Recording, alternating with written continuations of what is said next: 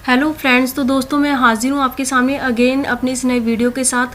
तो last time हमने सीखा था how to create table in MS Word, but आज मैं आपको कुछ अलग बताने जा रही हूँ कि एमएस वर्ड के अंदर आप जब टेबल पे काम करते हैं तो कौन कौन से शॉर्टकट की को यूज़ करके और कौन कौन से ट्रिक्स यूज़ करके आप टेबल पर आसानी से काम कर सकते हैं।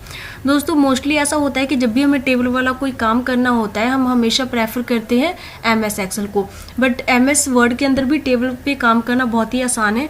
तो चलिए हम शुरू करते हैं इस वीडियो के साथ। तो लास्ट टाइम मैंने आपको बताया था कि टेबल को क्रिएट करने के लिए आप इंसर्ट टैब पे क्लिक करेंगे एंड देन नेक्स्ट का स्टेप जो है टेबल को सिलेक्ट करना है। बट हम आज जो टेबल क्रिएट करने जा रहे हैं वो एक अलग तरीके से करेंगे। तो इसके लिए आपको सबसे पहले प्लस और माइनस ये दो साइन को यूज़ करना होगा टेबल को क्रिएट करने के लिए। तो दोस्तों जैसे हमने पहले प्लस साइन को यूज़ किया, प्लस साइन का मतलब ये है कि आप कॉलम क्रिएट करना चाहते हैं। देन हम माइनस यूज़ करें, माइनस का मतलब ये है कि जो हमारा कॉलम है जितना आप माइनस यूज़ करें यहाँ पे उतना आप जो कॉलम के अंदर जो चौड़ाई है उसको हम क्रिएट करें कि कॉलम के अंदर जो चौड़ाई है वो कितनी है। ये डिपेंड करेगा कि आपने कितनी बार माइनस को यूज़ किया है। जैसे हमने इतनी बार माइनस को यूज़ किया तो अब हमने यहाँ पे प्लस का साइन यूज़ किया तो हमारा ये एक कॉलम रेडी हो गया। अभी इस एक कॉलम के अंदर जो आपका जो बीच में जो माइनस यूज़ किया गया है इसका मतलब ये है कि आपके एक कॉलम की जो चौड़ाई है वो इतनी होगी। अब अगेन हम माइनस को यूज़ करेंगे इसके अंदर। एक मिनट, अभी यहाँ पे हम अगेन माइनस यूज़ कर रहे हैं। देन हम अगेन एक और कॉलम को, अब देखिए ये वाला जो कॉलम की जो चौड़ाई है हम ये ज़्यादा रखते हैं ताकि आपको ज़्यादा क्लियर पता चल सके। अब हम यहाँ पे अगेन प्लस का साइन यूज़ करें तो इस कॉलम की जो चौड़ाई है वो कम होगी और इस कॉलम की जो चौड़ाई है वो ज़्यादा होगी। अगेन हम माइनस का साइन यूज़ करें और अगेन हम प्लस का साइन यूज़ कर लेते हैं। तो दोस्तों यहाँ पे हमने जो कॉलम क्रिएट किया है वो है 1, 2 एंड 3 कॉलम क्रिएट किया है और आप देख सकते हैं यहाँ पे इसकी चौड़ाई कितनी होगी। यहाँ पे जो बीच में जो स्पेस है जो माइनस यूज़ किया है उसके हिसाब से।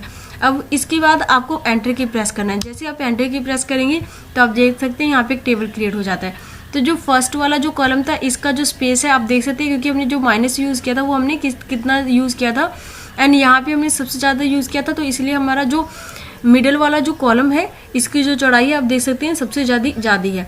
तो इसके साथ अब हम जो दूसरा तरीका है टेबल को क्रिएट करने का, अब हम उस तरीके से टेबल को क्रिएट करते हैं। तो इसके लिए आपको इंसर्ट टैब पे जाना होगा। देन यहाँ पे जाने के बाद इस टेबल पे क्लिक करना होगा। जब आप इस वाले सेल को सिलेक्ट करते हैं जो फर्स्ट वाला सेल है तो इसका मतलब ये है कि आप कॉलम क्रिएट कर रहे हैं। जैसे आप देख सकते हैं जब मैंने यहाँ पे 4 सेल सेलेक्ट किया तो इसका मतलब 4 कॉलम क्रिएट हो गया। 5 कर रही हूँ सिलेक्ट तो 5 कॉलम। तो फिलहाल मुझे 4 ही सेल चाहिए, 4 कॉलम चाहिए, तो मैंने 4 ही सेल यूज़ किया। जब हम बॉटम की तरफ सेल को सिलेक्ट करें तो आप देख रहे हैं कि रो ऐड हो रहा है। तो यहाँ पे कितना रो ऐड हो गया, 2 हो गया। अब हम अगेन नीचे वाला सिलेक्ट करेंगे सेल तो यहाँ पे आप देख सकते हैं 3 रो हो गया। तो इसके हिसाब से आप कितना रो और कितना कॉलम ऐड करना चाहते हैं आप उसके हिसाब से आसानी से सिलेक्ट कर सकते हैं। इसके बाद हम ओके कर देंगे। अब हम इसके अंदर डेटा एंटर करेंगे।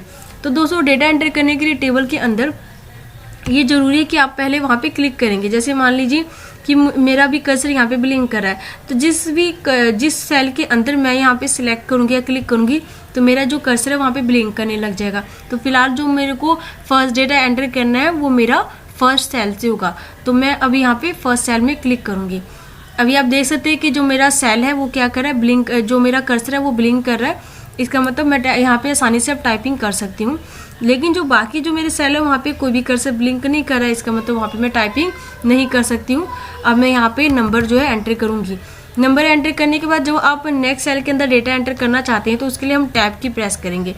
तो अभी फ़िलहाल तो यहाँ पे अब मैं इसमें क्लिक कर रही हूँ। देन अब टैब की अगेन मैं प्रेस कर रही हूँ। आप देख सकते हैं मैं आगे नेक्स्ट सेल की तरफ जा रही हूँ।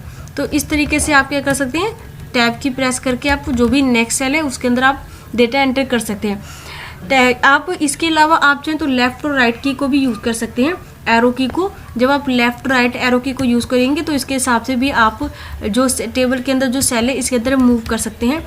Left right up down arrow की को यूज़ करके भी आप चाहें तो टेबल के अंदर आसानी से वन लोकेशन से अनदर लोकेशन की तरफ आसानी से मूव कर सकते हैं। तो दोस्तों ये तो जो टैब की मैंने बताई है आपको कि हम अगर नेक्स्ट सेल की तरफ जाना चाहते हैं तो आपको क्या यूज़ करना है, टैब की आपको यूज़ करना है। बट अगर आपको कभी ये लगे कि आप प्रीवियस सेल में जाना चाहते हैं, जैसे मान लीजिए यहाँ पे जो आपने एंटर किया है डेटा, अगर आपको लगता है कि ये वाला जो डेटा है मैंने गलत टाइप कर दिया और आप इस सेल के अंदर जाना चाहते हैं। हमने टैब की को यूज़ करके तो हम नेक्स्ट सेल की तरफ जा रहे हैं, लेकिन जब आप शिफ्ट के साथ टैब की को प्रेस करते हैं, जैसे देखिए अभी मैं प्रेस कर रही हूँ, तो आप देख सकते हैं मैं एक सेल पीछे की तरफ जंप कर रही हूँ। अभी यहाँ पे मैं आ गई, तो मुझे यहाँ पे चेंजेस करना था, तो अब मैं चेंजेस कर सकती हूँ। तो अगर आप एक सेल और पीछे जाना चाहते हैं तो शिफ्ट के साथ टैब की को यूज़ करेंगे। You have to use shift plus tab key if you want to go to your previous cell. अगर आप प्रीवियस सेल के अंदर जाना चाहते हैं तो आपको शिफ्ट के साथ टैब की को यूज़ करना है, और आप क्या करेंगे, एक सेल जो है प्रीवियस सेल में, आप पीछे वाले सेल में आसानी से आप जा सकते हैं। तो जैसे आप देख सकते हैं कि मैंने अभी शिफ्ट के साथ टैब की को प्रेस किया प्रीवियस सेल में जाने के लिए। इसके अलावा दोस्तों, अगर आप कभी भी चाहते हैं कि आपका ये जो रो है, आप चाहते हैं इस रो के यहाँ पे, या फिर यूँ कहो कि ये जो रो है इस रो के ऊपर आप चाहते हैं, ये जो रो मैंने सेलेक्ट किया है नंबर 3 रो, आप चाहते हैं कि नंबर 3 रो के ऊपर एक रो को ऐड करना चाहते हैं। तो ये जो मैंने नंबर 3 पे रो जो सिलेक्ट कर रखा है, आप चाहते हैं इस रो के ऊपर एक रो को ऐड करना, तो उसके लिए ज़रूरी ये है कि आप इसके ऊपर वाला जो रो है इसके लास्ट में, मतलब बाहर की तरफ आप अपने कर्सर को लेकर के जाएंगे। जैसा अभी आप देख सकते हैं, जैसे ही मैंने एंटर किया तो आप देख सकते हैं मेरा जो नंबर 3 रो था इसके ऊपर मुझे एक रो को ऐड करना चाहती थी, तो वो जो रो है मेरा वो आसानी से ऐड हो चुका है। अगर आप चाहते हैं इस रो के ऊपर, इस रो के ऊपर ये वाला जो रो है इसके ऊपर अगर आप चाहते हैं किसी भी डेटा रो को, तो अगर आप चाहते हैं इस रो के ऊपर किसी भी रो को ऐड करना, तो पहले जैसे मैं अभी सिलेक्ट करके दिखा दूँगा आपको, 1 मिनट। तो अभी हम चाहते हैं कि ये जो मैंने रो सेलेक्ट किया है, मैं इस रो के ऊपर किसी रो को ऐड करना चाहती हूँ, तो उसके लिए हमें करना ये होगा कि ये जो इसके ऊपर वाला जो रो है इसके आउटसाइड आपको बाहर की तरफ जा करके यहाँ पे एंटर प्रेस करना होगा। जैसे ही मैंने एंटर प्रेस किया तो नंबर 2 वाला जो रो था उसके ऊपर एक 1 और 2 जो रो था उसके बीच में आप देख सकते हैं यहाँ पे एक न्यू जो रो है वो ऐड इंसर्ट हो चुका है। तो इस तरीके से आप क्या कर सकते हैं, आसानी से जो रो है उसको ऐड कर सकते हैं। और दोस्तों, इसके अलावा अगर आप किसी रो या कॉलम को डिलीट करना चाहते हैं एमएस वर्ड के अंदर, तो वो भी बहुत आसान है। तो सबसे पहले आपको करना ये होगा कि आपको उस कॉलम को सिलेक्ट करना होगा, जैसे मैं अभी आपको सिलेक्ट करके दिखा रही हूँ। तो इसके लिए आप शिफ्ट और अप एंड डाउन एरो की, फिलहाल तो मैं डाउन एरो की यूज़ कर रही हूँ क्योंकि मैंने यहाँ पे, आप पहले यहाँ पे क्लिक करेंगे, इसके बाद मैंने शिफ्ट के साथ डाउन की को मैं यूज़ कर रही हूँ, और इसके साथ मेरा जो भी कॉलम है कंप्लीट ये सिलेक्ट हो गया है। शिफ्ट के साथ डाउन की को यूज़ करके मैंने इस कॉलम को सिलेक्ट कर लिया है। अब आप इस पर राइट क्लिक करेंगे, जैसे ही राइट क्लिक करेंगे यहाँ पे आप देख सकते हैं राइट डिलीट कॉलम का ऑप्शन आपको दे रखा है। आप जैसे डिलीट कॉलम पे करेंगे आप देख सकते हैं जो आपका कॉलम है वो डिलीट हो चुका है।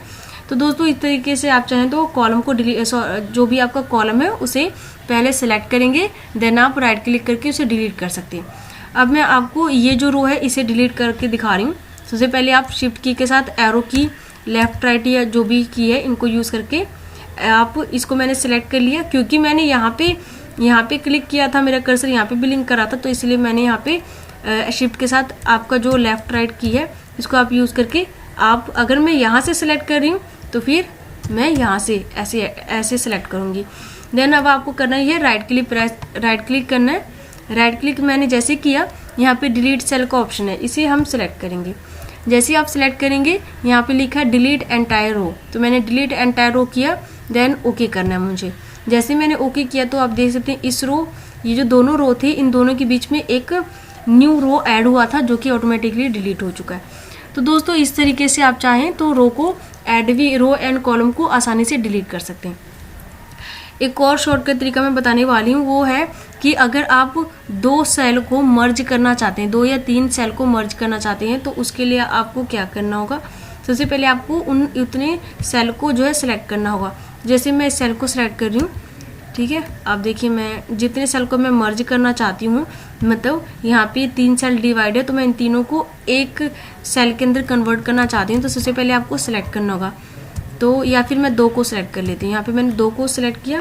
2 को सिलेक्ट करने के बाद आप शॉर्टकट की यूज़ कर। अब नेक्स्ट आपको मर्ज करना है, तो आपको ऑल्ट के साथ ए और एम शॉर्टकट की को यूज़ करना होगा। तो उसके लिए हम सबसे पहले क्या करेंगे, इसे सिलेक्ट करेंगे। सिलेक्ट करने के बाद अब मैं ऑल्ट के साथ ए और एम को प्रेस कर रही हूँ, ऑल्ट के साथ ए और एम। अब आप देख सकते हैं जैसे मैंने ऑल्ट के साथ ए और एम को प्रेस किया तो मेरा जो 2 सेल है वो एक सेल में कन्वर्ट हो गया। तो आप जब भी सेल को मर्ज करना चाहते हैं तो मर्ज को करने के लिए आपको ऑल्ट के साथ, जैसे यहाँ पे देख सकते हैं शॉर्टकट की मैंने लिखा है, ऑल्ट के साथ ए और एम शॉर्टकट की आप जैसे ही यूज़ करेंगे तो इस तरीके से आप इसको आसानी से मर्ज कर सकते हैं। तो दोस्तों इसके अलावा आपको करना ये है कि अगर जैसे मान लीजिए यहाँ पे हम टेक्स्ट लिखते हैं, देखिए जैसे ही आप यहाँ पे टेक्स्ट टाइप करते हैं किसी भी सेल के अंदर, और टाइप करने के बाद यहाँ पे आपको ऐसा लगता है कि आपको सेल जो है ये आपका एडजस्ट नहीं हो रहा है या जैसे भी हो, 2 मिनट में एक पहले यहाँ पे इसको ऐड कर दूँ फिर आपको मैं बता रही हूँ। यहाँ पे हम इसको ऐड कर देते हैं ताकि मैं आपको जो नेक्स्ट टॉपिक बता रही हूँ वो आपको क्लियर हो सके।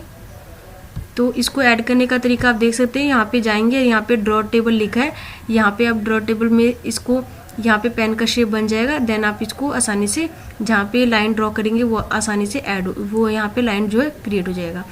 तो फिलहाल जो मैं बताने वाली थी नेक्स्ट वो ये था कि जैसे आप यहाँ पे टाइपिंग कर रहे हैं तो आप देख सकते हैं कि यहाँ पे स्पेस जो है वो प्रॉब्लम आ रहा है।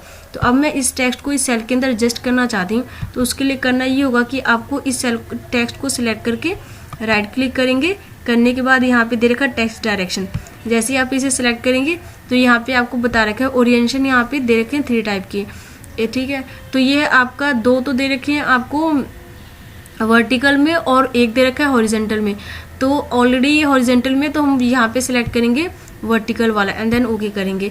तो आप देख सकते हैं आपका जो टेक्स्ट है किस तरीके से हॉरिजेंटल फॉर्मेट में आपका टेक्स्ट है वो नज़र आ रहा है, तो वर्टिकल फॉर्मेट में, सॉरी।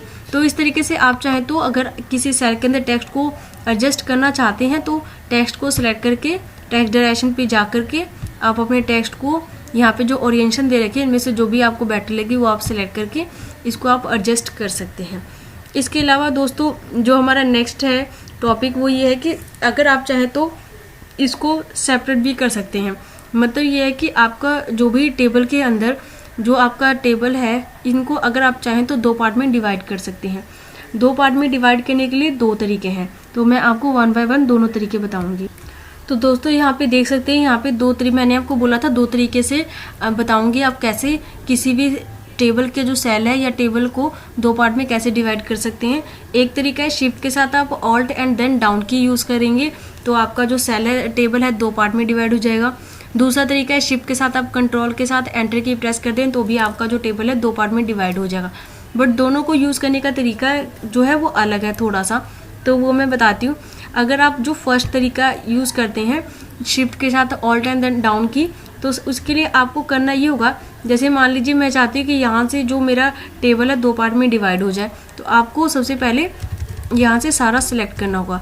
तो मैं चाहती हूँ ये सारा जो एरिया है ऊपर वाले जो टेबल का जो पार्ट है उससे डिवाइड हो जाए, तब इसके लिए मुझे इतने एरिया को सिलेक्ट करना होगा। ये उस कंडीशन में करना है जब आप शिफ्ट ऑल्ट एंड डाउन की को यूज़ करना चाहते हैं। तो अब देखिए मैं शिफ्ट ऑल्ट एंड डाउन की प्रेस कर रही हूँ। जैसे मैंने शिफ्ट ऑल्ट एंड डाउन की प्रेस किया तो आप देख सकते हैं जितना भी मैंने एरिया को सिलेक्ट किया उतना एरिया जो है वो डिवाइड हो चुका है। तो इस तरीके से आप इसको टेबल को 2 पार्ट में डिवाइड कर सकते हैं। तो अभी शिफ्ट ऑल्ट के साथ हमने डाउन की को प्रेस किया तो ये सेपरेट हो गया, और अगर आप इसको ऐड करना चाहते हैं तो शिफ्ट ऑल्ट के साथ अप की को यूज़ करेंगे। तो शिफ्ट ऑल्ट के साथ डाउन की को प्रेस करने पे ये सेपरेट हो जाएगा। जब आप अप को यूज़ करेंगे, अप की को यूज़ करेंगे तो ये दोबारा ऐड हो जाएगा। मैं एक बार आपको करके दिखा रही हूँ। शिफ्ट ऑल्ट के साथ डाउन की प्रेस किया मैंने, ये देख सकते हैं आप, ये सेपरेट हो गया। अब मैं अप की को प्रेस करी तो ये उसके साथ ऐड हो गया। तो इसके अलावा जो हमारा सेकंड है शिफ्ट कंट्रोल एंड एंटर की, तो यहाँ पे मैंने कर्सर को यहाँ पे सिलेक्ट किया। अब मेरे को करना ये है कि शिफ्ट के साथ कंट्रोल एंड देन एंटर की प्रेस कर रही हूँ मैं।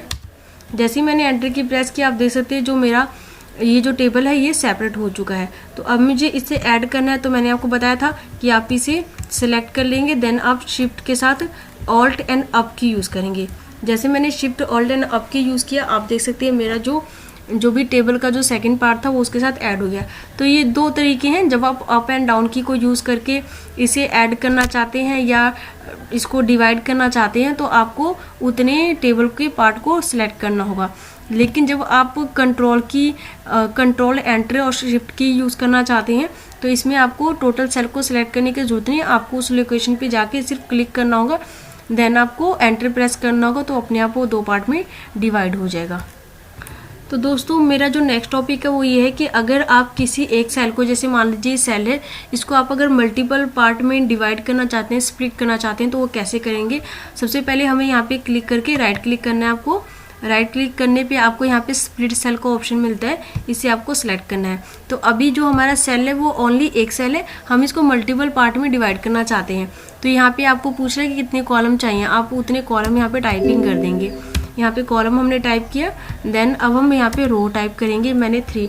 तो अभी जो मेरा ये जो सेल है, जो सिर्फ सिंगल सेल है, इसके अंदर आप देखेंगे कि 6 कॉलम क्रिएट हो जाएंगे और 3 रो क्रिएट हो जाएंगे, क्योंकि हमने यहाँ पे 6 कॉलम एंड 3 रो ऐड कर रखे। अब जैसे आप ओके करेंगे आप देख सकते हैं यहाँ पे आपके 6 कॉलम ऐड हो चुके हैं, जैसे नंबर 1 2 एंड 3 4 5 6, यहाँ पे 6 कॉलम आ चुके हैं एंड जो रो है वो भी आपके 3 है, 1 2 3, जैसा कि हमने उसमें एंटर किया था।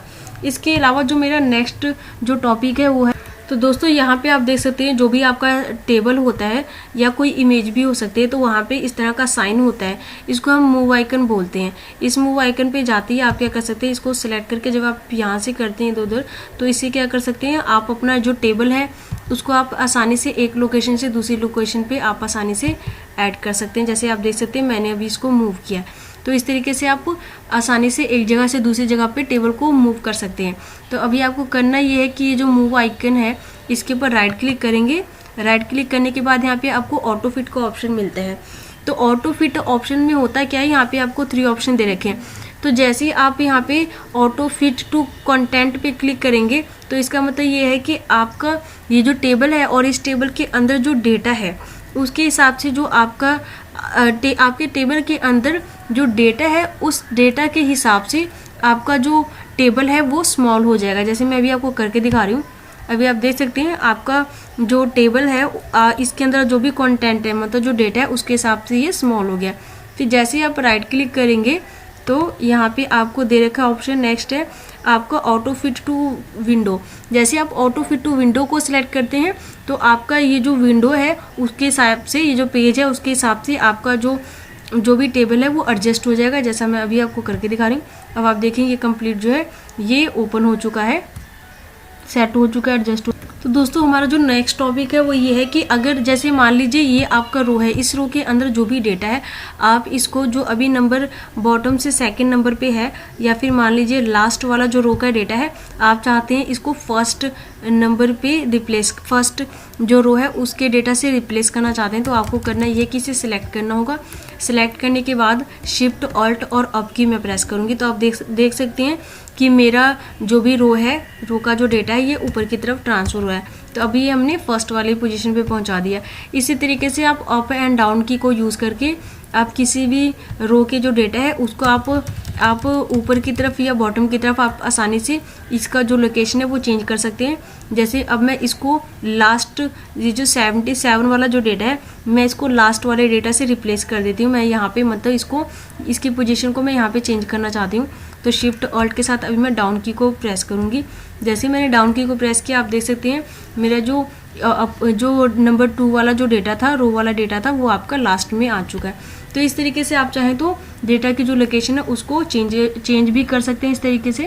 एक चीज़ मैं लास्ट टाइम अगेन रिपीट कर दूं, तो दोस्तों जब भी आपको टेबल के अंदर, मतलब MS वर्ड के अंदर टेबल के अंदर जब भी आपको डेटा टाइप करना हो तो हम जब नेक्स्ट सेल की तरफ बढ़ना चाहते हैं तो आप टैब की को यूज़ करेंगे, ओनली टैब की प्रेस करेंगे तो आप नेक्स्ट सेल की तरफ एंटर करेंगे, 1 सेल आगे की तरफ जंप करेंगे जैसा आप देख सकते हैं। लेकिन अगर आप प्रीवियस सेल में जाना चाहते हैं तो आप शिफ्ट के साथ टैब की को प्रेस करेंगे। जैसा देख सकते हैं आप, मैं जैसे शिफ्ट के साथ टैब की प्रेस कर रही हूँ तो मैं प्रीवियस सेल में जा रही हूँ। आप देख सकते हैं मैं प्रीवियस सेल में जा रही हूँ। अगर मुझे यहाँ पे चेंजेस कुछ करना है तो मैं यहाँ पे चेंज कर सकती हूँ, और अगर मुझे इसके ऊपर वाले सेल में कुछ चेंजेस करना है तो मैं अगेन शिफ्ट के साथ टैब की प्रेस करूँगी। तो आप देख सकते हैं मैं एक सेल पीछे की तरफ जा रही हूँ। अब मुझे यहाँ पे जो चेंजेस करना है तो वो मैं कर सकती हूँ। तो दोस्तों मुझे उम्मीद है कि आपको मेरी आज की वीडियो पसंद आई होगी, और आज के जो शॉर्टकट तरीके मैंने बताए हैं वो भी आप नेक्स्ट टाइम जब भी MS वर्ड में काम करें तो उसे यूज़ करना ना भूलें।